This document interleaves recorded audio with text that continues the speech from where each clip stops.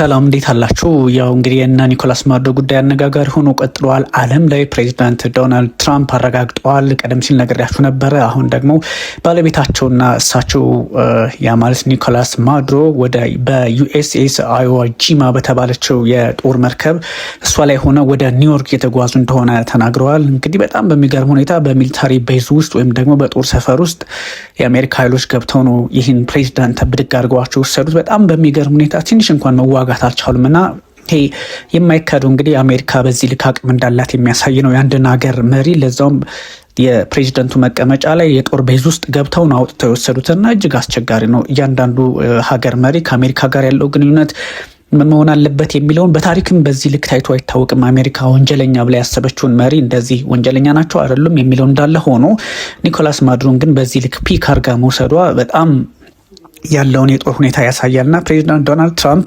የቬንዙዌላ ፕሬዚዳንት ኒኮላስ ማዱሮ ኤንድ ሂዝ ዋይፍ በዩኤስኤስ አዮዋ ጂማ እንግዲህ ሆነው ያ ማለት በሚሊተሪ እንትኗ ማለት ነው መርከቧ አማካኝነት ወደ ኒውዮርክ የተወሰዱ ነው። ኒውዮርክ ደግሞ በአደንዛዥ ዝውውር ምክንያት ይከሰሳሉ ወይም ጠቅላይ ፍርድ ቤቱ ክስ ይመሰርትባቸዋል የሚል ሀሳብ ነው የሰጡት። እንደዚህ አቅም የሌለው በየትኛውም ዓለም ላይ አቅም ከሌለ የለህም ማንም ሰው ሊረዳው የሚገባው ጉዳይ ነው እና የዩኤስ አዮዋ ጂማ በዚህ መንገድ ዩኤስኤስ ማለት ነው ወይም ደግሞ በካሪቢያን አካባቢ የሚንቀሳቀሰው የአሜሪካ ዩኤስኤስ ጀራልድ አር ፎርድ የሚባለው ኃይል ነው። ያ ማለት ሳውዝ ኮም የሚባለው ዩኤስኤስ ሳውዝ ኮም የፈጸመው ጥቃት ነው። የተለያዩ አካባቢዎች ላይ ጥቃት ከተሰነዘረ በኋላ ፕሬዚዳንቱና ባለቤታቸውን በመኖሪያቸው ውስጥ ገብተው ነው የያዟቸውና እንግዲህ ምንድን ነው የሚለውን በደንብ በስፋት እንመጣበታለን። ግን ለዚህ ነው አንድ ሀገር መሪው ጠንካራ መሆን አለበት፣ አንድ ሀገር መበርታት አለበት የሚባለው። ይህን ተከትሎ እንግዲህ ምን አይነት ሀሳቦች ሊመጡ ይችላሉ? አሁን አልሞት ባይ ተጋዳይ ካልሆነ በስተቀር እንኳን ኒኮላስ ማዱሮ ተይዘዋል ኦፍኮርስ። በጣም በሚገርም ሁኔታ ግን ከአንድ ሀገር ዋና ከተማ ውስጥ ገብቶ ጥቃት ሰንዝሮ ፕሬዚደንቱንና ወይም ደግሞ ቀዳማዊት እመቤቷን ይዞ መውጣት ምን ማለት ነው የሚል በጣም ከባድ ጥያቄ የሚያስነሳ ነው። እንግዲህ they will be heading into New York, the helicopter took them out ወደ እንግዲህ በሄሊኮፕተር ተይዘው ወደ ኒውዮርክ ይሄዳሉ and they went by helicopter in nice flight. I'm sure they loved it but they have killed a lot of people, remember that የሚል ሀሳብ ነው የሰጡት። ይህን እናንተ እንድገባችሁ ፈልጋለሁ።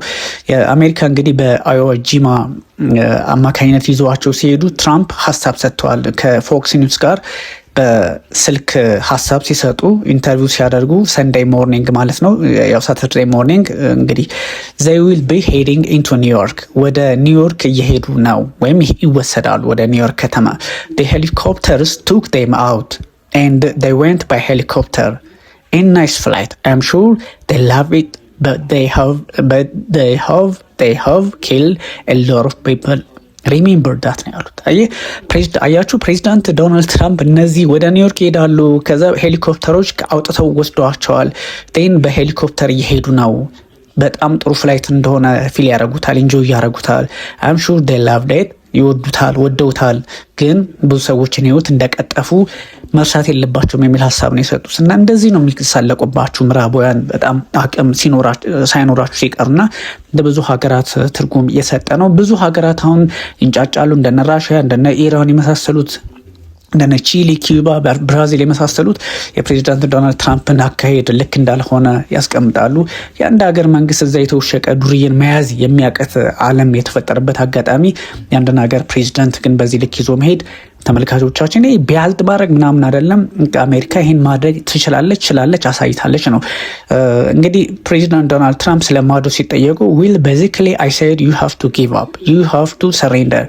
ከዚህ ቀደም በተለያየ አጋጣሚ ከኛ አጌንስት የሆኑ ሰዎችን ከኛ ጫና ከአሜሪካ ውጭ ለመሆን የሚፈልጉ ሰዎችን እንደምንነግራቸው ትምህርት እንዲወስዱ አይነት ያለው ሀሳብ ነው የሰጡት። በዚህ ሳምንት እንግዲህ ለፎክስ ኒውስ ፕሬዚዳንት ዶናልድ ትራምፕ እንደተናገሩት ማዱሮ በዚህ ሳምንት ያልቅልዎታል ብዬ ነበረ የሚል ነው። ከዚህ ቀደምም በእርግጥ ፕሬዚዳንት ዶናልድ ትራምፕ ለማዱሮ እስከ አርብ ለቀው እንዲወጡ ከ15 ቀን በፊት ሰኞ እለት ተነጋግረው እስከ አርብ ለቀው እንዲወጡ ብሏቸው ነበረ። he did that ያን ማድረግ ችለዋል ማለት ነው። this was very important symbol and I had discussion. I actually spoke to him myself but I said you have to give up, you have to surrender. እጅን መስጠት አለብህ፣ መሸነፍ አለብህ ምናምን ብያቸው ነበረ የሚል ሀሳብ ነው የሰጡት። ትራምፕ ሴይስ እንግዲህ ቬንዙዌላ እንግዲህ ከማዱሮ መያዝ በኋላ ማን ስቶፕ ሾርትስ ባኪንግ ብዙ ጥያቄዎች አሉ። ግን ፕሬዚዳንት ዶናልድ ትራምፕ በምን መንገድ ደግሞ ይህን ጉዳይ የኖቤል ፒስ ፕራይዝ ዊነሯ እንደምታስታውሱት ካሮሊና ማቻዶ ናቸው። ለሳቸው እንግዲህ የተለያየ ሀሳብ ሊሰጡ ይችላሉ ተብሎ ይታሰባል። ኔክስት ግን ማን ነው የቬንዙዌላን ፖለቲካ ሊያስተዳድር የሚችለው የሚለውም ጥያቄ ያነሳል። ትራምፕ እንግዲህ የማዱሮን ካፕቸር ኢን ሪል ታይም ላይክ የቴሌቪዥን ሾው ነው ያሉት። በጣም እንደ ቴሌቪዥን ሾው ነው ቁጭ ብዬ የተመለከትኩት ነው ያሉት ፕሬዚዳንት ዶናልድ ትራምፕ። የአሜሪካ መሪዎች እንግዲህ ነገ ከነገ ወዲያ እንደው በተፈጥሮ ካልሆነ በሰው ኃይል የሚሆን አይመስልም ግን እንደ ቴሌቪዥን ሾው ቁጭ ብዬ ነው ያየሁት ነው ያሉት ፕሬዚዳንት ዶናልድ ትራምፕ። ያሉት እንግዲህ ኮምፕሌክስ ካፕቸር ኦፍ ቬንዙዌላን ፕሬዚዳንት ኒኮላስ ማዱሮ ፕሌይ አውት ኢን ሪል ታይም ፍሮም ኤ ሩም ኢን ማራላጎ አሎንግሳይድ ሚሊተሪ ጀነራልስ ከሚሊተሪ ጀነራሎች ጋር ሆኖ ማራላጎ ልክ እንደ ቲቪ ሾው ቁጭ ብዬ ነው የተመለከትኩት። ሰው ነግረናቸው ነበር ያን አድርገናል የሚል ሀሳብ ነው የሰጡት። እንግዲህ አይ ዋዝ ቶልድ ባይ ሪል ሚሊተሪ ፒፕል ዜር ኢዝ ኖ አዘር ካንትሪ ኦን ኤርዝ ዛት ካን ዱ ሰች ማኒቨር በዓለም ላይ ማንም ሀገር ይህን ማድረግ አይችልም። የአንድን ሀገር ፕሬዚዳንት የሆነ ከተማ ውስጥ በተለይ ዋና ከተማ ውስጥ ለዛ ሚሊተሪ ቤዝ ውስጥ ገብቶ መያዝ አይችልም የሚል ሀሳብ ነው የሰጡት ፕሬዚዳንት ዶናልድ ትራምፕ። ኢፍ ዩ ውድ ሃቭ ሲን ዋት ሃፐን አይ ሚን አይ ዋች ኢትስ ሊትራሊ ላይክ አይ ዋዝ ዋቺንግ የቴሌቪዥን ሾው ነው ያሉት። ያው በቃ በቴሌቪዥን እንደምከታተለው ነው የተሰማኝ የሚል ሀሳብ ነው የሰጡትና እንደዚህ አይነት ነገሮች ዋጋ ሊያስከፍሉ ይችላሉ። ቬንዙዌላን እንግዲህ ማን ነው ኔክስት እንግዲህ የሚቆጣጠራት የሚለውም ሀሳብ እየተጋራ ይገኛል። ግን ፕሪፓሬሽን ፎር ቬንዙዌላ ኦፕሬሽን ቢጋን ኢን ሚድ ዲሴምበር ላይ እንደነበረ ይታወሳል። ትራምፕ እንግዲህ እንደዚህ አይነት ኦፕሬሽን ማዱሮን ከመያዝ ውጪ የተለያየ አንደምታ ያለው እንደሆነ ይጠቁማል። እንግዲህ ጄዲ ቫንስ ምክትል ፕሬዚዳንታቸው ኦፈርድ መልቲፕል ኦፍ ራምስ ቢፎር ስትራይኪንግ ቬንዙዌላ ኤንድ ካፕቸሪንግ ማዱሮ ቬንዙዌላን ደብድበው ነው የያዙት። ቬንዙዌላን አጥቅተው ነው የያዙት። ከዛ በፊት ግን እኛ የተለያዩ ሀሳቦች፣ መግለጫዎች፣ ማስፈራሪያዎች ሰጥተን ነበረ ግን አላደረጉም።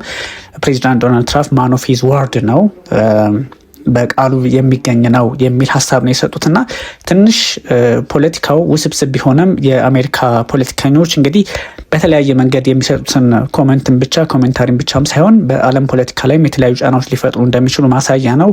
እንደና አልጀዚራ ያሉት የዓለማችን መገናኛ ብዙኃንም የተለያዩ ሀሳቦችን እየሰጡ ይገኛል። ቬንዙዌላ እንግዲህ አሁን በንጹሃን ላይ ጥቃት ሰነዘረች በሚል ከሳለች። ኖት ጊቭ አፕ ሳይዝ ቬንዙዌላን ዲፌንስ ሚኒስትር አፍተር ዩኤስ ካፕቸር ማዱሮን በቁጥጥር ስር ካዋለች በኋላ አሜሪካ ጊቭ አፕ አናደርግም የሚል ሀሳብ ነው የሰጡት። የመከላከያው ግን የማይሆን ነገር ነው። ፕሮ ማዱሮ ሰፖርተር ጋዘርን ካራካስ የሚድ ሞስትሊ ዲዘርት ስትረስ ምናምን ብዙዎች ጭንቀት ውስጥም ሆኖ ቢሆን አሁንም ለመደገፍ ይሞክራሉ። ግን አስቸጋሪ ነው። በርካታ ሀገራት ሪያክት እያደረጉ ነው በፕሬዚዳንት ዶናልድ ትራምፕ እርምጃና በኒኮላስ ማዱሮ በቁጥጥር ስር መዋል። ምክንያቱም ይሄ ትንሽ ሚራክል ነው። ቬንዙዌላ ታሸንፍ ትችላለች የሚል ሀሳብ ይሰጣሉ መከላከያ። ግን ፕሬዚዳንቷን አሳልፈው ከሰጡ በኋላ ፕሬዚዳንት ዶናልድ ትራምፕ የሚፈልጉት ፕሬዚዳንት እንደሚመረጥ ግልጽ ነው። ቬንዙዌላ እንግዲህ ፕሬዚዳንቷን ካስያዘች በኋላ የተለያዩ ሀሳቦች የተጋሩ ይገኛል። ፕሬዚዳንት ዶናልድ ትራምፕም እንግዲህ እንደ ብሔራዊ ጀግና ዓለም ላይ ሆኖ ያቅም ኦፍኮርስ እንደዚህ አይነት ጉዳይ በማድረግ ትንሽ ለበርካታ መሪዎች ጭንቀት የፈጠረ ሆኖባቸዋልና መሪዎች ምን እያሉ ነው የሚለውን ብንመለከተው ጥሩ ነው። ላቲን አካባቢ ያሉ መሪዎች ብዙ ሀሳብ እያነሱ ይገኛል። ኮሎምቢያን እናንሳ። እንግዲህ የኮሎምቢያ ፕሬዚዳንት በተለይም ጉስታቮ ፔትሮ ሀሳብ ሰጥተዋል። alerting the whole world that they have attacked Venezuela እንግዲህ ለፕሬዚዳንት ዶናልድ ትራምፕ ቬንዙዌላን ጥቃት አድርሶባታል። ስለዚህ ዓለም መንቃት አለባት። መልስ የሚሰጥ ነው። ጭንቀቱን በሌላ አቅጣጫ ማየት እንዳለባቸው የሚጠቁም ነው የሚል ነው። ሪፐብሊክ ኦፍ ኮሎምቢያ በጣም ሬትሬትስ ኢን ኮንቬንሽን ፔስ ፐር ሪፍሌክት ምናምን ሰላም ለመውረድ እንደዚህ ለአካባቢው ለኤዥያ ነው ለፓሲፊክ ውቅያኖስ እንደዚሁም ደግሞ አካባቢው ላይ ላለው ከፓሲፊክን ባሻገር ለተለያዩ አጋጣሚዎች ፖለቲካውን ለማርገብ እንሰራለን ምናምን አይነት ሀሳብ ያወጣሉ። ግን ይሄ ወደ እነሱም እንዳይመጡ ከጭንቀት አንጻር የመጣን ሀሳብ መስሎ ነው የሚታየውና የኮሎምቢያ ሀሳብ ምናልባት ቀደም ሲልም ተቃውሞ ሲያደርጉ ነበርና ብዙ መንግስታት እጅ የለበትም የሚሉ በስተዋል በተለያየ መግለጫ ውስጥ አሉ።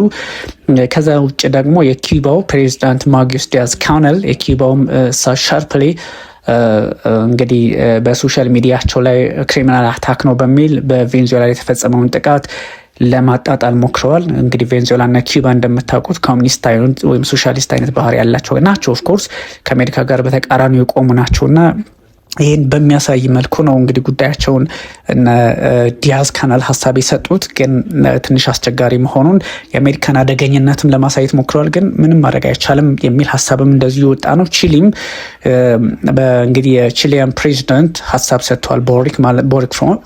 ቦሪክ ፎንት እንደዚህ አይነት አጋጣሚ አሜሪካን ለማውገዝ ሞክረዋል። ሜክሲኮም ኢንስቴትመንት ፕሬዚዳንት ክላውዲያ ሺምባውም ሜክሲኮ ይህን ጥቃት ታወግዛለች፣ ይህን ተግባር ታወግዛለች የሚል ሀሳብ ሰጥተዋል። ፕሬዚደንት ያ ማለት የብራዚሉ ፕሬዚደንት ሉዊስ ኢናሲዮ ሉላ ዳ ሲልቫ ደግሞ የዩኤስን ጥቃት በማዱሮ ላይ የተወሰደውን እርምጃ ሁሉ አንአክሰፕተብል ወይም ደግሞ ተቀባይነት የሌለው ነው በሚል ሀሳብ ለመስጠት ሞክረዋል። ትሪኒዳድ ኤንድ ቶባጎ የምትባል እዛው በ60 ኪሎ ሜትር ርቀት ላይ የምትገኝ አገር አለች እና እሷ እንደውም ከዚህ ቀደም የአሜሪካን ኃይሎች እንዲንቀሳቀሱበት ፈቅዳ ነበረ። ግን አሁን ደግሞ እጅ የለበትም የሚል ሀሳብ ሰጠች። ያው የዓለም ፖለቲካ ይሄ ነው። ምክንያቱም የቤት ስራቸውን ከጨረሱ በኋላ እና እጅም የለበትም አልተሳተፍኩበትም የሚል ሀሳብ ሰጥተዋል። ግን ከዚህ ቀደም እጃቸው እንደነበረበት የሚታወስ ነው። የኢራን እንግዲህ ሌላ ተጠባቂው በዋነኝነት የኢራን ነው። የሱፕሪም ሊደር አያቶላ አሊ ሀመኒ የጻፉት ነገር what is important is when one relies on enemy wants force something on one's government or nation with force claimed they must stand firmly against the enemy። እንግዲህ ምንድነው ይሄ ህዝባቸውን ተቃውሞ ላይ ያለው የኢራኑ እንግዲህ ሁለንተናዊ መሪ አያቶላ አሊ ሀመኒ ለህዝባቸውን በሚመስል መልኩ ጠላት ነው አይነት ያለው ትርጉም ጠላትን አገንስ በማድረግ አብሮ መቆምና መሳተፍ ነው የሚያስፈልገው የሚል ሀሳብ ነው የሰጡት። will not give in to them with reliance of God ምናምን ያ ማለት በፈጣሪ ላይ ነው እኛ ትኩረታችን በጉልበት በአቅም አይደለም፣ በእነሱም ላይ እኛ ተመርኩዘን ስራዎችን አንሰራም የሚል ሀሳብ ነው የሰጡት። ያው የሚጠበቅ ነው። ሩሲያ እንግዲህ ሞስኮ ዲፕሊ ኮንሰርንድ ኤንድ ኮንደምንድ አን አክት ኦፍ አርምድ አግሬሽን እንግዲህ ሩሲያም ተቃውመዋል። ቬንዙዌላ ጋር ያላቸው ግንኙነት ይታወቅ ነበረ። እስከ የጦር መሳሪያ እስከ መስጠትም ደርሰው ነበረ። ሩሲያ እንግዲህ እሷም ልብ ካላት ቮሎዲሚር ዜሌንስኪን ይዛ ለህግ ፍትህ ማቅረብ ወንጀለኛ ነው ብላ እስካሰበች ድረስ ማለት ነው። ከዛ ውጭ ግን ምንም አይነት የፖለቲካ ጋጋታ ምናምን እንደማያስፈልግ ግልጽ ነው። ዩናይትድ ስቴትስ የአቶርኒ ጀነራል ወይም ደግሞ ፓም ቦንዲ ያሉት ማዱሮ ኤንድ ሂዝ ዋይፍ ሃቭ ቢን ኢንዲክትድ ኢን ሳውዘርን ዲስትሪክትስ ኦፍ ኒውዮርክ ተከስቷል። በኒውዮርክ እንግዲህ ከዚህ ከአደንዛዥ ጋር በተገናኘ ማለት ነው። ዩናይትድ ኪንግደም መግለጫ ሰጥታለች። ፕራይም ሚኒስትር ኬር ስታርመር አልተሳተፍንበትም የሚል ሀሳብ ሰጥተዋል። ዩሮፒያን ዩኒየንም እንደዚሁ ሀሳብ ሰጥተዋል። has spoken with US Secretary Marco Rubio and the EU ambassador in Caracas regarding the latest ስላለ ሁኔታ ነው እንግዲህ ጉዳዩን እየተከታተልኩት ነው የሚል ሀሳብ ነው የሰጡት እንጂ አላወገዙም ማለት ነው። እንግዲህ ስፔንም ጉዳዩን ቀዝቀዝ እንዲያደርጉት ጠይቃለች። ከዛ ውጭ ደግሞ እንደነ ጀርመን ያሉ ሀገራት ሁኔታውን እየተከታተል ነው የሚል ሀሳብ ሰጥተዋል። ጣሊያን ጆርጂያ ሜሎኒ ሳይድ ክሎዝሊ ሞኒተሪንግ ጉዳዩን እየተከታተልኩት ነው ብላለች። ኢንዶኔዥያም እንደዚሁ እየተከታተል ነው የሚል ሀሳብ ሰጥተዋል። እና አብዛኛው እንግዲህ ከነ ኢራን ከነ ኪዩባ ከነ ቺሊ ቬንዙዌላ እንደዚሁም ከነ አሜሪካ ከነ ሞስኮ ወይም ሩሲያ ውጭ ያሉት አብዛኞቹ ጉዳዩን በቅርበት የተከታተል ነው የሚል ሀሳብ ነው የሰጡትና ያው የዓለም የፖለቲካ መንፈስም አውድም ይሄን ያሳያል ማለት ነው። ተመልካቾቻችን የተለያዩ ሀሳቦችን አጋራችኋለሁ። ለድምጽ ጥራቱ ይቅርታ ጠይቃለሁ። ታንክ ዩ ቨሪ ማች።